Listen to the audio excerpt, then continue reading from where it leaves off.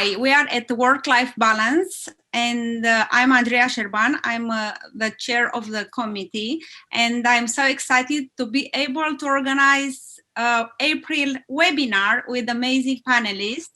And I will let my member from executive committee, our Work-Life Balance member, Irina Hill, to introduce our panelists. And I hope you're gonna enjoy the webinar. Please feel free to comment and to reach out to us to join our committee.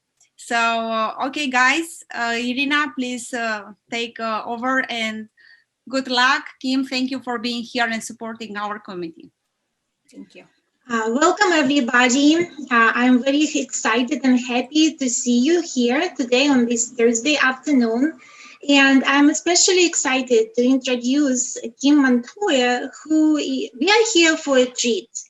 Kim is amazing. Her mission in life is to help everybody to be our best selves and to do our job as our best selves. Kim always has been an entrepreneur. She started her career early, right after college. She worked for Walt Disney Company. And after climbing that ladder, she started her own company in 2015. So Kim knows it all, how to work for a big company and how to be your own leader. And here she is going to teach us how to be our own best version in service to our business, to our clients, and to ourselves. Here she is, Kim Montoya. Please ask your questions as they come up. We are going to try to answer them all as we go. Take it away, Kim. Thank you so much. I'm really grateful to be here, and I'm grateful to you ladies for really having a passion for this topic.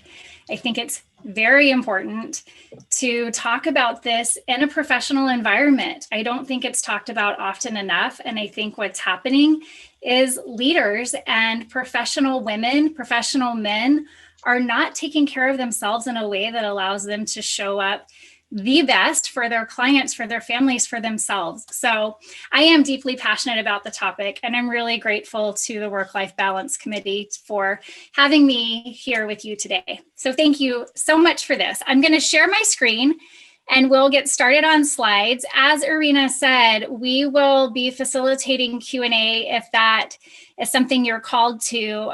We would really like to answer your questions and have a dialogue around this. I don't think that this is really a lecture as much as it is suggestions and sort of sharing a history with you and a language around how this has impacted me and how I see it impacting other leaders and my one-on-one clients personally. So today's topic is selfless leadership begins with self. And the first thing we really want to discuss here is what a leader is. What do we perceive to be a leader? And we're going to talk about a handful of things. And just so that you sort of understand the cadence of the program, we will gain some clarity on selfless leadership, what it means to be a leader, and some of the misconceptions of leadership. And then we'll look at some stats of burnout in leaders. Then we'll transition into the value of the big picture, where you really want to be in your own life and whether your current activities and behaviors are contributing to that. And then we'll talk about some really basic tips and tricks for self-care in your life right now. So thank you again for having me, as Irina mentioned, and you are already aware, my name is Kim Montoya. I am an accountability coach. I'm a leadership trainer. But way before that, I was actually a college student that planned to go to law school. So when I had this opportunity for the conversation with Andrea and someone prior to that, I have a heart for your business. I unfortunately am not great at sitting still. And in my early years, I was a runner for the city attorney's office. That was my very first job. And then I was a clemency aide for the Commissioner of Education and a page in the legislature. And I really felt like I wanted to be an attorney. I was ready to go to law school. until I wasn't. And so I admire you for the work that you've put in to get to where you are. And I really feel like this conversation is for you. Before I founded my own company in 2015, we run conferences and incentives all over the world. And that was something that I chose to do so that I could manage my own time and stop being a square peg in a round hole. I was not a great fit in the corporate environment. And that's simply because I see things a little differently, but I was doing what I thought I was supposed to do. And we'll talk about this a lot today, how we just keep doing the work that we think we're supposed to do. We sort of land on a path that either was prescribed for us or it feels like a good fit. And we're not ever really taking the time to decide where we want to be and how we want to get there. I want to change that for you today, but I did spend 20 years in corporate. And so my experience in that space really gives me the passion that I have now to have this conversation with you. What is a selfless leader? This is a really big button for me, a hot button, if you will, because when I'm in corporate environments, when I'm in offices like yours, what I hear the most in teams that are deemed leadership teams, well, I'm not really a leader. I only have 3 direct reports. Yeah, I'm a leader, but I'm still 6 levels away from the top. I really want us to move away from this posture because all of us are leaders. This image was chosen intentionally. These are healthcare workers. These people are leaders. If you've ever had someone you love in the hospital, if you've been in the hospital, if you've been to a doctor's office, they are leading you to make decisions that impact your life, that impact the life of your loved ones. Healthcare workers are certainly leaders. Teachers are leaders. All of us are leaders. Parents, I don't want to say this in the way that it's in my mind. I want you to understand the value of your leadership in the role that you're in right now. In the legal profession, you are guiding people to make decisions on outcomes that can impact their life forever, that impact their families' lives. You are a leader right now. The definition here says servants who facilitate the success of others. And that's really where we get into this conversation around making life better for you and your clients. You're here to facilitate the success of others. You show up for your clients all the time in the most powerful ways. But sometimes in that power, we lose humility and we lose ourselves and we're just doing the work. And this really is the key to the work I'm doing now. I want us to understand that we are all leaders at any level, whoever we're guiding to a decision or a behavior, and we need to take care of ourselves to be as selfless as we want to be. And we get to how badly we're performing as leaders. This study is very recent. It's a global leadership forecast for 2021. The study was performed at the end of last year. 60% of leaders report that they feel used up. And that language is powerful. That's not my language. That is from the study. Used up. What that means is that you don't have anything left to give at the end of the day to your family, to yourself, to anyone you encounter. And that matters. 60% is a massive number. And I think that the way that looks in this year, we're in April 2021 right now, is probably a little different than it ever has before because there's so much bleed with work life and personal life because we've been taken out of the traditional office environment. And I think this number is higher, but I also don't think that it was ever very low. Used up at the end of the workday. My goal, sincerely, is to change that stat. I don't want anyone to feel used up.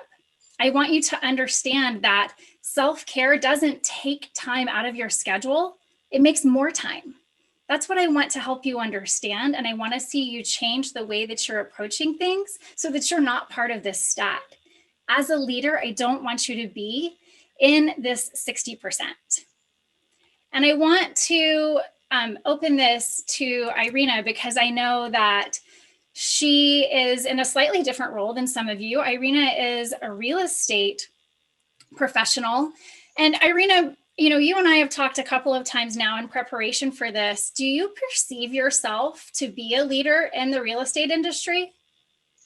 Yes, and Kim, you helped me understand how much leadership we actually do, because we do lead our clients, as many people here on this meeting.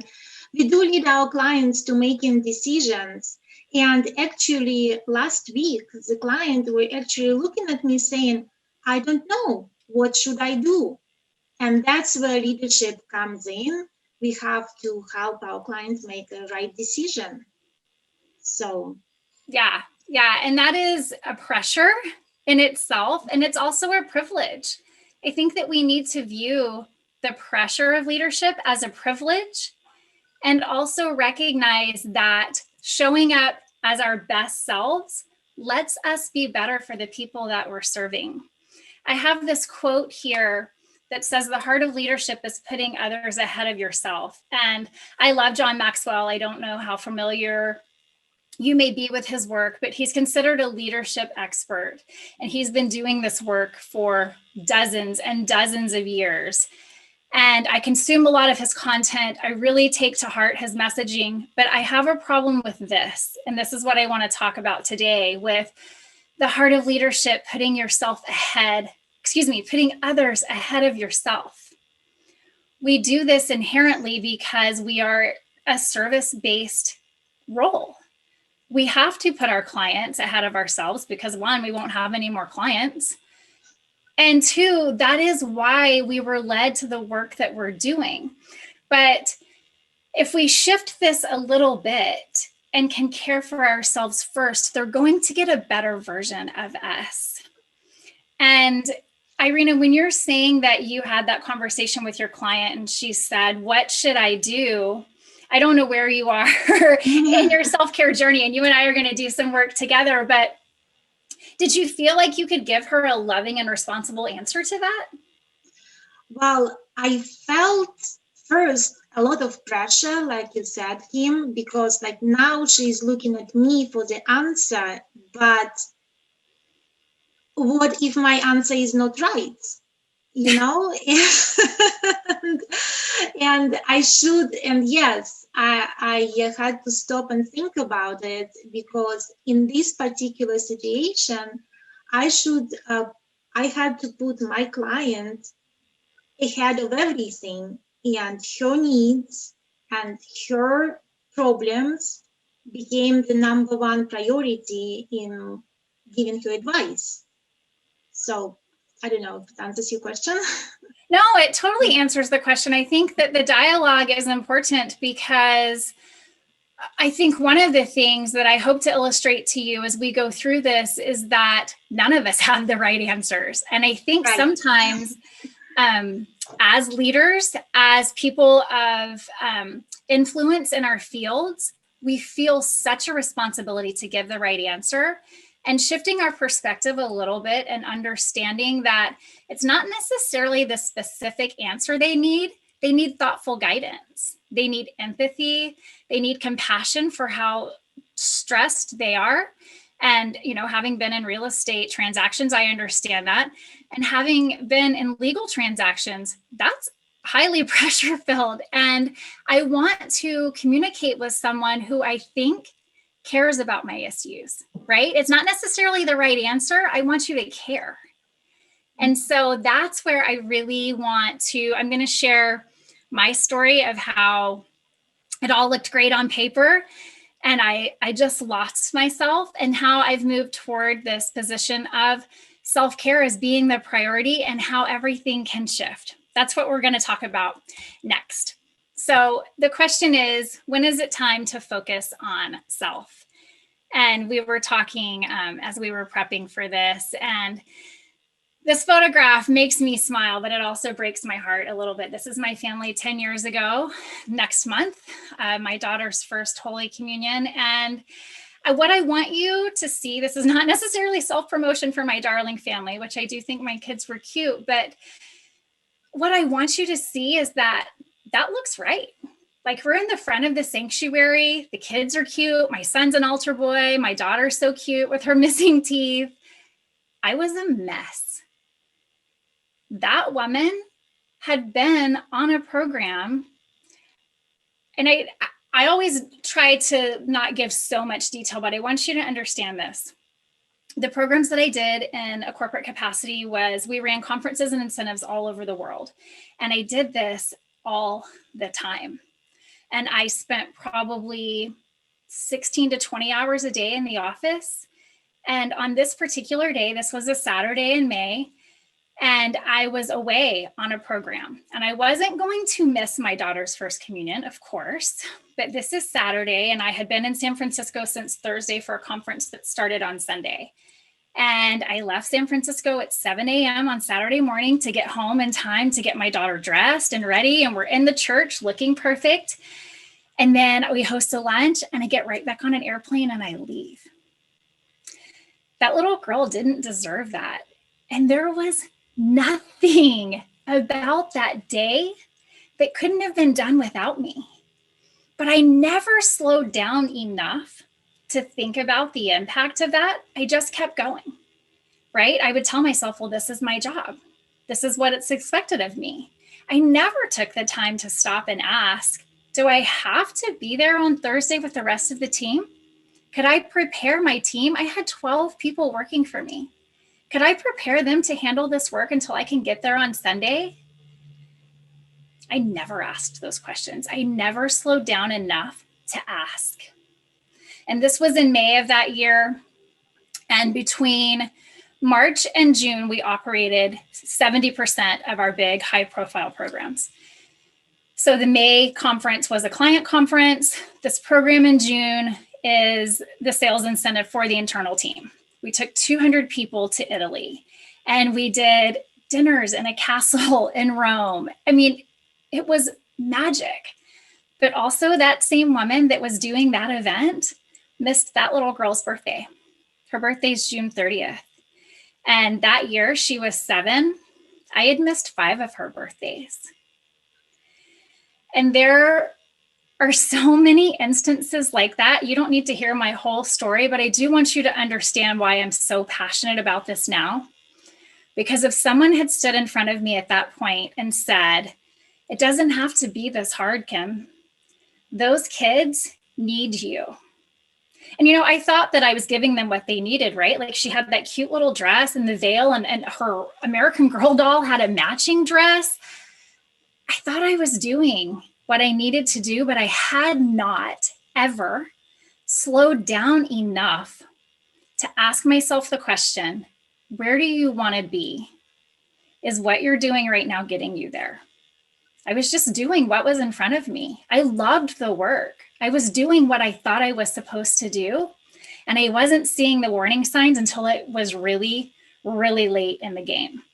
So let's talk about where you might be right now and how much you need to focus on self-care as a priority. Number 1, you're restless all the time and you can't sleep. That was me. I felt like all I wanted to do was stop churning and just rest. Couldn't sleep when I got the opportunity. Your diet has changed.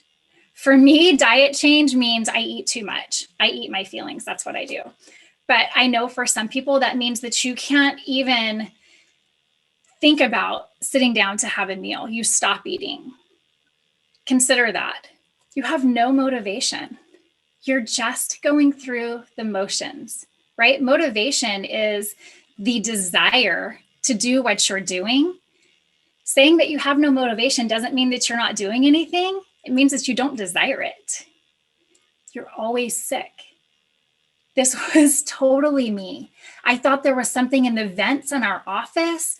I thought that maybe we had mites in our bed when I did sleep here. I thought it was airplane air.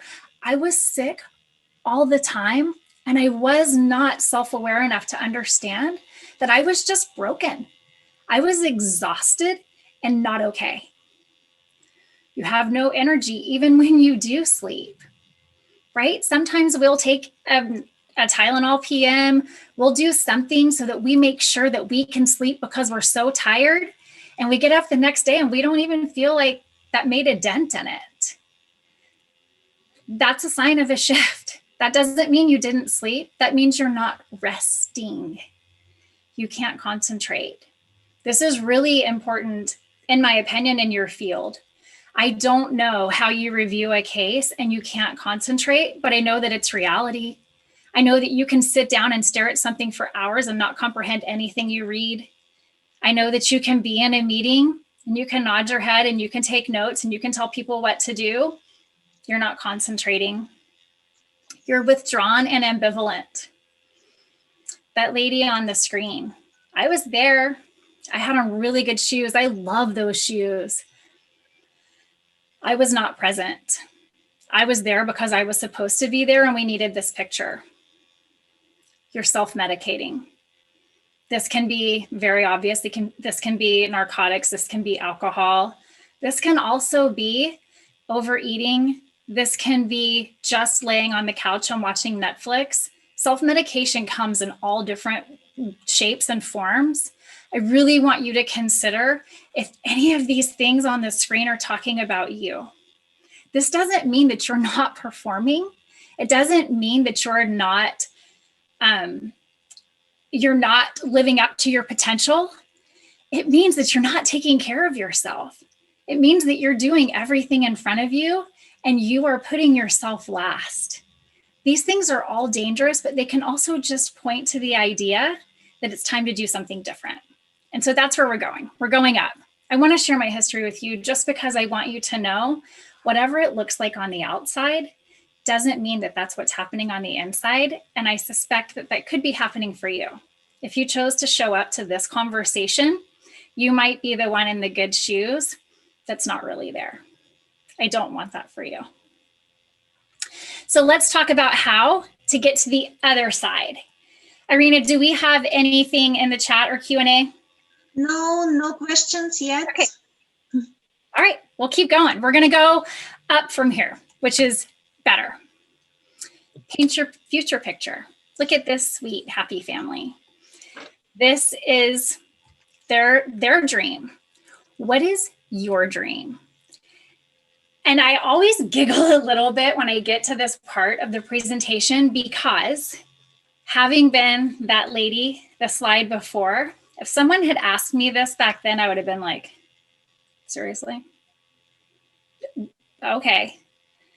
But I want to tell you how powerful this work is. I probably didn't do this until 2 years ago. I started my own business in 2015. I started learning what it felt like to set loving boundaries for myself and my clients, and I hired a coach. So 2 years ago, my coach had me do this work. And I was like, oh, come on. I can't even tell you how powerful this is. Stop for 2 seconds right now and think about where you want to be 10 years from now. Let's use 10 years as an example. It's May 2031. Where do you want to be? What's your picture?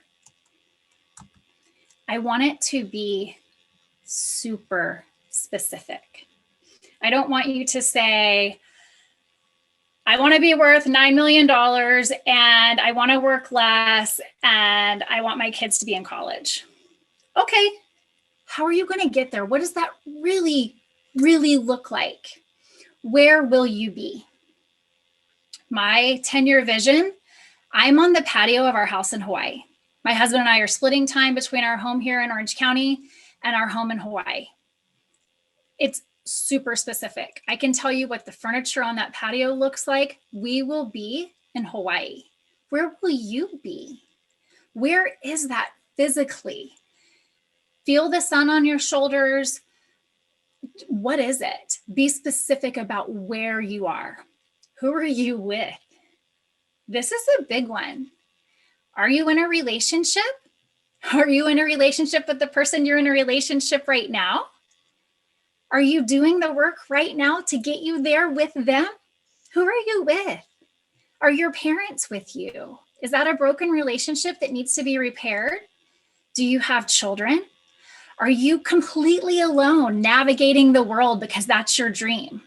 All of those answers are correct. You just need to know what it looks like for you. Who are you with? What are you doing? For me, I'm much closer to retirement age than I am starting a new career. Are you a yoga teacher? Are you writing a novel? Are you spending all day in your garden? Are you a partner in the firm that you're in right now? What are you doing with your time? What fills your days? How do you look? Have you lost 50 pounds? Did you cut off all of your hair because you don't even want to do it anymore? Do you only wear shorts and flip-flops? How do you look? Do you think you look exactly like you look right now? Okay, then find Botox because time goes really fast. How do you feel? How do you feel? Are you energetic? Are you working in a volunteer capacity that just lights you up and you are bouncing on your toes all the time? Or are you calm and really just peaceful about where you've ended up in life? Again, no wrong answers, but what does it look like for you? How do you feel? And how do you make other people feel? This really was pivotal for me because I think about how I want my kids to feel. And I want them to feel like they can ask any question. I want them to feel like they can call and we will do whatever it takes to get to them in that moment. How do you make people feel? And this does not have to be about your family. This can be about how you make the people who work for you feel, how you make the barista at Starbucks feel. How do you want to be remembered? These are really brief guidelines. You can absolutely have this deck, but when you are considering your vision, when you are painting your picture, I want you to be so specific. I want you to know what you're wearing, where you live, what you're doing, where do you travel, what are you eating? Those things matter. Because what happens is when you paint that picture, then you have the ability to consider whether or not the way that you show up right now is going to get you there. And I don't mean that you should quit your job. That's not what I'm saying. But we can show up for whatever we're doing in a different way that is more in line with where we want to go. How can you care for yourself a little better that helps you get to that picture? These are very, very basic. If you are a leadership training client, if I'm in your office with your teams, we do modules and sort of break down ways that you can do this work in your offices or with your teams. If you're a one-on-one coaching client, we have very specific conversations around what you need right now for your life. But these are very general, and these are the ways that I started and the ways that can make a huge difference for you right now. Spending your early moments alone and centered. Moving your body every day and being curious. I'm going to dive into each of the three of these a little bit, but if you have to leave right now, take this with you. Spend your early moments alone and centered. Move your body every day and be curious and willing to learn from everyone. Mornings. I get a lot of pushback on this because I'm a very early morning person. When I first started this work, I still had kids that I had to drive to school. So I had to get up really early in order to have some quiet time.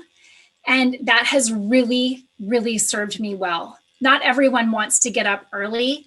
And so when I think about the language around this, what I really want you to hear is that you need to be on offense, not defense. You need to have the time to prepare yourself for your life before life needs you. And this, if you don't have young children in your home and you go to the office at 10, this could mean that you get up at 8 o'clock. What alone and centered means is that there is no outside input that's influencing what you're doing, and you're not giving input to anyone else. That means no phone. I get up around 5:30 and my phone is on do not disturb every night until 7 a.m. I have an hour and a half. That's what works for me. You can make this work in 20 minutes. Mornings, this early time is very specific to what you need. However, I will tell you that waiting to do it in the evening is not going to work. Something will always get in your way. I want you to hear that this needs to happen before your life happens. This is like base level self-care. You need time to yourself before the world needs you. And this can look like a million things. I have this whole mishmash of things that I do. I'm very specific about doing a daily devotional and gratitude and affirmations. And recently, I am a member of Self-Care Society, which is run by Danica Brescia. I'm not affiliated anyway. I'm a paying member, but she has us do vivid visions, where you do what I'm talking about with your picture 10 years from now. You do a vivid vision for the month. And you record that on a voice memo on your phone. And then you listen to that every morning. It really brings me back to what my goals are this month. This is part of my morning. It does not have to be part of yours. I am happy at the end of this. My email address is on the slide. You are welcome to reach out to me and I can help you with some other ideas. But what I want you to know is that you need to focus on you before anyone else needs you. Number one. Number two, movement. Now, if you had said this to me 10 years ago, I just would have died laughing. I would have said, like, I'm moving through the airport all the time. Don't need it, can't do it, don't have time. This is not about physical fitness. Physical fitness is an amazing side effect of this. This is about moving emotions through your body. If this is, if you're anxious, if you're angry, if you're upset, whatever your emotion is, which could be different every morning or every 45 minutes, depending on how your day is going, just moving early in the morning allows you to process that emotion. Physically, psychologically, moving your body in a way that serves you moves that emotion through your system. This does not mean that you have to train for a marathon. I work out every single day. I am not a fitness model, nor will I ever run a marathon, I believe. It's not part of what I want to do. I do it for my emotional well-being. That little girl that was in that picture is 17 now. If you have a 17-year-old daughter that lives in your house, or you've had a 17-year-old daughter, then maybe you understand why I have to work out every day. The me that shows up for her is so different than the me that showed up for her 10 years ago. I can't even imagine if the words that come out of her mouth now had happened then. It never would have worked. I was not qualified to have any of those conversations. Move your body. There's a quote that says, move your body, change your mind. This particular quote that's here now, I also really like this. It's medicine for change in your physical, emotional, and mental state. Move your body every day. And number three, be more curious than critical. I think that our society is at an all-time high in critical, honestly. I think that what this means is that even as experts, which I perceive you to be, you are an expert in your field. There is something for you to learn from everyone. The person that says, be more curious than critical. She's a personal friend of mine. I met her in the hospitality industry probably 15 years ago, and she started her own firm. And she is now COO of P-Link Leadership, which is a group of trainers and coaches, and they do really interesting work that I've actually sold to event clients, where they do a horse whispering activity in Wyoming. And you think, well, what does that have to do with me? You can learn so much from a horse.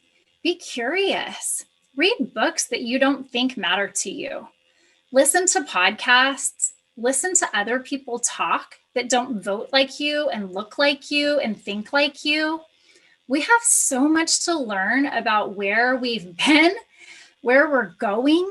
And this perspective shift, this goes back to what I was talking with Irina about earlier. When your perspective is a little different, when you've heard someone say something in a way that you've never heard it before, you're better able to show up, right? Like, she just needs that perspective that her client's not looking for the perfect answer. She's looking for empathy. And maybe if you're in an environment of hard driving, ambitious people all the time, which, by the way, there's nothing wrong with ambition. I am still just as ambitious as I was 10 years ago. I just know that I want to be a softer version of that. Don't think that I think ambition is a dirty word, but I think perspective is even better. Be willing to learn from everyone and seek out opportunities to learn from someone different than you. That is the third of the most simple self-care tips. First thing in the morning, make the day yours, no outside inputs. Move your body every day and be curious. Allow your perspective to shift so that you have more to give. This is it. This is why we're here. What can this do for you, for your clients, for your family, for your colleagues, for the barista at Starbucks? Improved cognitive function. Yes, this matters, particularly in your field. Better focus and concentration, higher output. These things matter. When you know that you need to be intentional about your time for the day, rather than just getting up and immediately you take a shower, you get dressed, you do the thing, you go to the office, give yourself a minute to understand what you need to accomplish for the day. That elevates your cognitive functioning immediately. It reduces your stress. This is nothing that you don't know, but you might need to hear it a different way. Time alone, less technology, and a focus on gratitude. All of these things help. Again, just that ability to be intentional with your time reduces stress. Increased empathy. We've talked about this. I think that there's nothing more important than empathetic leadership. And we've identified that you are a leader, but think about how much more impact you could have if people really felt how much you cared about them. And it doesn't mean that you don't care right now. You're just so busy going to the next thing and checking boxes, it may not be conveyed adequately. It gives you just the ability to be more compassionate and more available. Greater longevity. Yes, that house in Hawaii that I told you about, I want to enjoy that for a long time. I want you to enjoy your vision for a long time. Obvious benefits of movement every day. Cardiovascular function, flexibility, stamina, those things matter. Longevity totally matters. The longer you're here, the more you can serve, the more you can be a selfless leader. All of these tiny things. Again, I want to go back to where I started right in the beginning. Self-care does not take time. It makes time. It makes time for you to address what's most important to you. It makes the time for you to be more of who you want to be. You wouldn't have come to this conversation if you didn't think you had a little room to get better. And we all do, all the time. It doesn't mean that you aren't at the top of your field right now. It means that you could show up more energetically and more authentically if you took some time for yourself. All I want is for you to make it to that picture, the picture that you've painted for yourself. And the best way to do that is to love yourself first. I want to thank you so much for your time today. I want to thank you for showing up for yourself in this way. I think that even being willing to listen to a conversation like this is a really good step forward. And I really want to support you with anything that you need in the future. My email address is here. I respond to all of these emails personally. I don't have an assistant running that box. The Very Best You podcast drops every Monday, where I talk about certain elements of self-care and enhanced perspective. And I'm on Instagram a lot at Very Best You. And I am always available to help you become a little better. Well, thank you, Kim, very much. I don't see any questions. Let me check one more time to make sure. And no, we don't have any questions. But thank you very much. It was a very eye-opening presentation. I am sure we all learned a lot. Just like you said, start your day early and take care of yourself, and move, regardless of what you do, move and learn. Because the more we learn, the more curious we are, the more authentic we become. And that's important to people we deal with. Thank you so much, Kim. Thank you. Sincerely, my pleasure. I want to thank you, Irina, first of all, because you are able to make this possible, and you really contribute to our committee, and this is very important for us. And thank you, Kim, for sharing. I know it's very important to share from the own story, and I appreciate your stories and being so authentic. And let's join our committee, and I encourage your audience to reach out to us and to reach out to our committee and to become a member, because we need more than ever now to be focused on our well-being, work-life balance. And here, this is our purpose, to find resources for you guys, that you feel a real support when you need the resilience, you need something different that can help you to move forward as a lawyer and to serve yourself and to serve your clients. Thank you so much. Thank you, Kim. Thank you, Irina. Wish you a Thank you, Andrea, for being here. Thank you, Beverly Hills Bar Association. Thank you, Alex, for making this possible. And have a great rest of the day.